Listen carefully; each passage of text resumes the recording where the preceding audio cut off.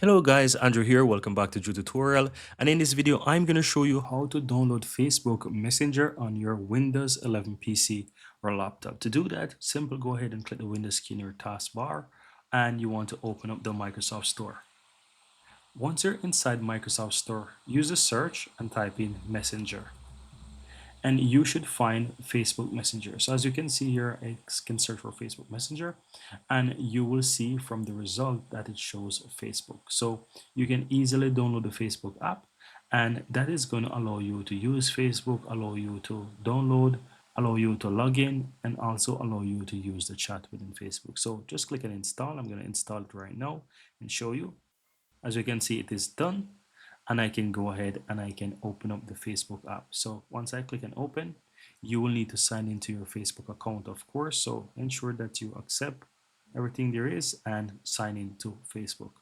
So I'm going to enter my email here. So once you enter your Facebook credentials, you will be signed into Facebook and you can go ahead and you can save your password, etc. And yeah, let's say I save that. Now I have Facebook here, and you can even pin the Facebook to your taskbar if you want, but here you can see that I'm in Facebook.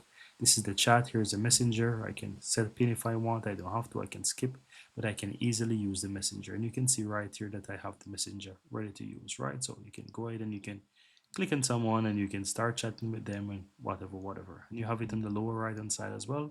New message, you click and you can start chatting with someone. And that's it, guys. So that's how you can easily download the Facebook Messenger or Facebook on your Windows PC or laptop. Very easy and very simple.